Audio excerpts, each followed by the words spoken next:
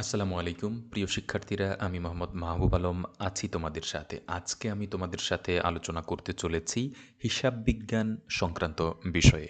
এটি হচ্ছে আমাদের একেবারে প্রথম দিকের ভিডিও।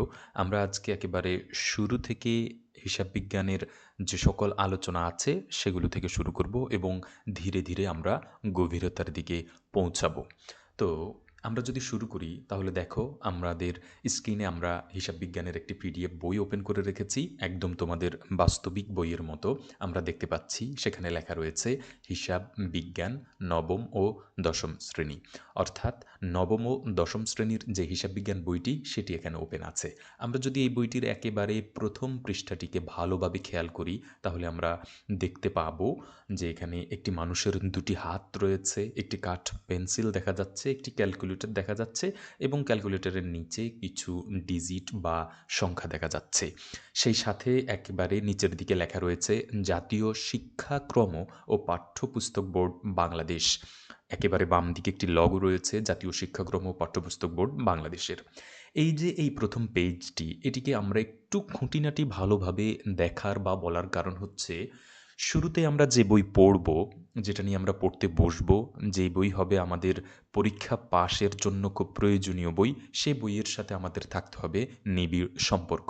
কোনো বইয়ের সাথে তোমার সম্পর্ক যত গভীর হবে, সেই বইয়ে তুমি তত বেশি ভালো করতে পারবে, সেই বইয়ের পড়া তুমি তত ভালো বুঝতে পারবে। সেজন্যে প্রতিটা বই হাতে নিয়ে সে বইয়ের প্রথম পৃষ্ঠা এবং শেষের পৃষ্ঠা কি ডিজাইন আছে, কি লেখা আছে, কতগুলো পৃষ্ঠা আছে, কতগুলো অধ্যায় আছে, এগুলো বিস্তারিত জানাটা খুব জরুরি। আজকে আমরা একেবারে বেসিক লেভেলের কিছু জিনিস দেখব, দেখে আমরা আজকের ভিডিওটি শেষ করে দিব। তো আমরা প্রথম পৃষ্ঠা দেখার পরে আমরা যদি দ্বিতীয় পৃষ্ঠাতে আসি, এখানেও আমরা দেখতে পাচ্ছি জাতীয় শিক্ষাক্রম ও পাঠ্যপুস্তক বোর্ড কর্তৃক 2013 শিক্ষাবর্ষ থেকে নবম ও দশম শ্রেণীর পাঠ্যপুস্তক রূপে এই বইটি নির্ধারিত রয়েছে এবং 2026 শিক্ষাবর্ষের জন্য পরিমার্জিত সংস্করণ। এটি হচ্ছে একটি পরিমার্জিত সংস্করণ। এরপরে আমরা যদি আরও নিচের দিকে আসি, আমরা এখানে দেখতে পাবো প্রথম সংস্করণ রচনা ও সম্পাদনা কারা কারা করেছেন তাদের নাম রয়েছে এবং পরিমার্জিত সংস্করণ হয়েছে সর্বশেষ অক্টোবর 2025-এ গণপ্রজাতন্ত্রী বাংলাদেশ সরকার কর্তৃক বিনামূল্যে বিতরণের জন্য এই বইটি। এবং কিছু প্রসঙ্গ কথা আছে, আমরা এই প্রসঙ্গ কথাগুলো আর পড়লাম না। এটি লিখেছেন প্রফেসর রবিউল কবির চৌধুরী, চেয়ারম্যান অতিরিক্ত দায়িত্ব, জাতীয় শিক্ষাক্রম ও পাঠ্যপুস্তক বোর্ড বাংলাদেশ। এবার আমরা যদি একেবারে পরের পৃষ্ঠায় আসি, আমরা দেখতে পাবো সূচিপত্র দেখা যাচ্ছে। এই পৃষ্ঠাটি অত্যন্ত গুরুত্বপূর্ণ একটি পৃষ্ঠা, কারণ সূচিপত্রটা হচ্ছে টোটাল বইয়ে কি কি আছে, কোন বিষয় আছে, কতটি অধ্যায় আছে, কোন কোন পৃষ্ঠায় আছে এবং কিভাবে আছে সেটি তুমি এখান থেকে বুঝতে পারবে। ভালো ছাত্র বা ছাত্রীরা কোন অধ্যায়টার নাম কি, শিরোনাম কি কিংবা পৃষ্ঠা নাম্বার কত, সব কিছু বলতে পারে।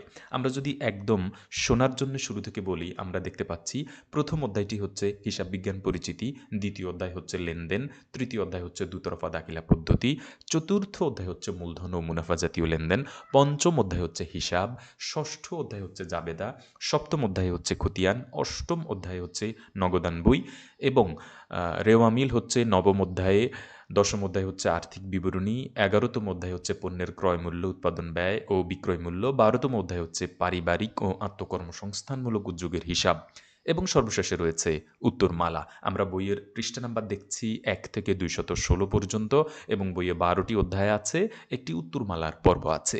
এই পৃষ্ঠাটিকে আমরা একটু ভালোভাবে বোঝার চেষ্টা করব। আমাদের বইতে ইম্পর্টেন্ট কী কী অধ্যায় রয়েছে: হিসাব বিজ্ঞান পরিচিতি, লেনদেন, দুতরফা দাখিলা পদ্ধতি, মূলধন ও মুনাফা জাতীয় লেনদেন, হিসাব, জাবেদা, খতিয়ান, নগদান বই, রেওয়ামিল। কেউ যাতে প্রশ্ন করে যখন যে রেওয়ামিল কত নাম্বার অধ্যায়, আমরা যাতে বলতে পারি 9 নাম্বার অধ্যায়। অথবা কেউ যদি প্রশ্ন করে হিসাব বিজ্ঞান বইয়ের ষষ্ঠ অধ্যায়ের নাম কি, আমরা যাতে বলতে পারি জাবেদা। এবং আমরা যাতে বাড়তি এটাও বলে দিতে পারি জাবেদা 62 থেকে 81 পৃষ্ঠায়।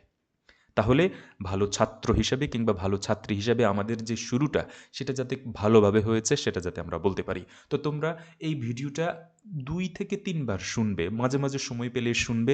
যদি তোমরা শুধু শুনতে থাকো তাহলে অবশ্যই তোমরা এই সূচিপত্রের সকল খুঁটিনাটি বুঝতে পারবে ও জেনে যাবে। ধন্যবাদ তোমাদের সবাইকে।